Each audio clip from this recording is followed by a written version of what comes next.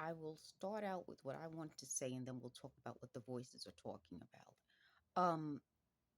What they wanted to do to me in this process was make me responsible, not just for myself, but for everyone. I'm not in any shape mentally, physically, emotionally to do that. What I can do is read your comments as they read along with me because what they do is as I'm reading, they read and respond the best I can. When I can respond, I do. When I can't, I don't. The other big issue with that, and I've been talking about what the terms they use mean. So when they're talking about synthetic telepathy, that is something. And they said this morning it was they wanted mine to be like thoughts of a dog. Do you guys know what thoughts of a dog is?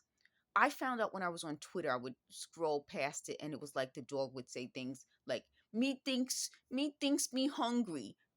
It's not just racist and sexist to me to apply that to me, but it's something worse. It's no empathy for me, what I'm going through, my medical issues, the process of people talking to me, falsely accusing me of being a child molester out loud over and over again. I'm dealing with people who you tell them no, stop, and they just keep going and going and going. So to equate my synthetic telepathy with me thinks me hungry, me's love my mommies, it's ridiculous. It's ridiculous. And I'm going to find thoughts of a dog and link it. It's cute, but not when you apply it to a 51-year-old woman, you know. So that's what this was supposed to be. My synthetic telepathy was supposed to be like thoughts of a dog. So while I'm watching television, they're like, beautiful. That's nice. That's really pretty. Like that would be my thought. Yet, the next part of this is that they're saying they're giving me ideas. So putting those two together is I'm not smart enough to have my own ideas. I need them. And they used to say that need.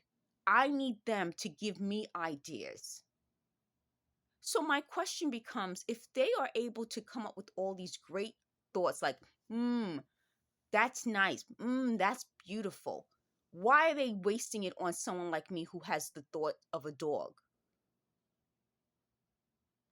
Now I'll get into what they're talking about.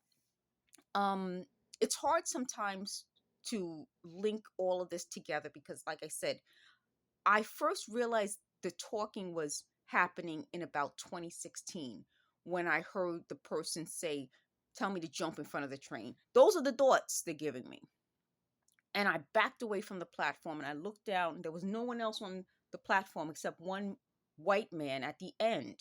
And he was tall and he looked foreign. He didn't look like an American white man. And he looked in my direction. I looked at his. And then around the corner came my coworker when I worked at the Lacoste boutique on Broadway, because that was at the Broadway station. I can't remember the name of the station, but it was the station that would take me from Lower Manhattan to catch the train up to the Bronx. So it would have maybe been like, I can't remember which train, because to go to the Bronx, I could take the 4, 5, or the 6. So it was the one from Broadway to get to a place where I could take the train uptown.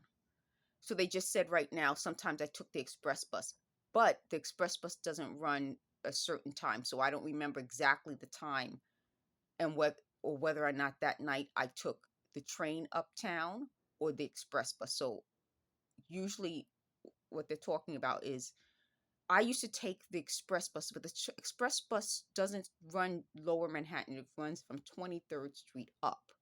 So either way, usually I have to connect to another train. So that night, I don't remember if I got off at 23rd Street or whether I went further uptown or whether I had to connect further up. So I don't remember. But what they're saying is that, oh, I would normally get off at 23rd. No, not all the time. Sometimes I would take it further up to see if I can catch the express bus, or sometimes if it was late at night, I would take the train.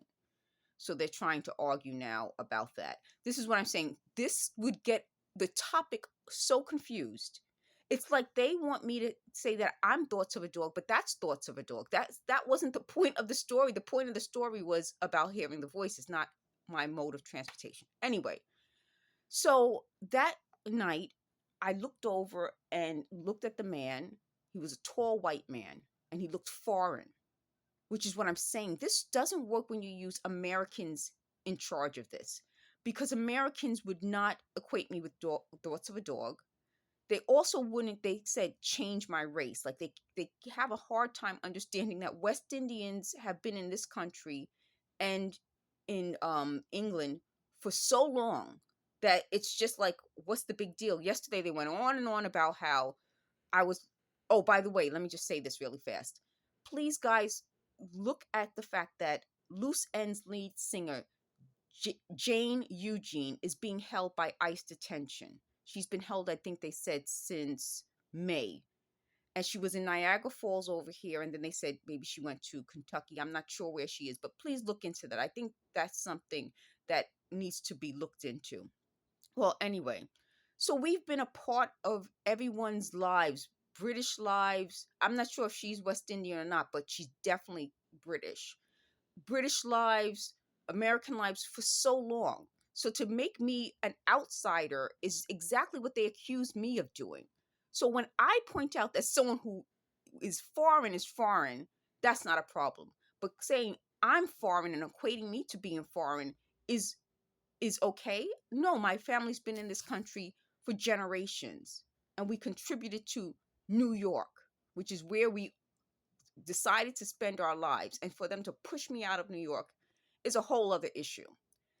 So going back to what else they were talking about, um, boy, I forgot. It throws me so off course. And someone left a comment that they don't like when I bring them into it because it's too confusing. It confuses me. I'm sure it confuses you guys. It confuses them. Thank you for watching.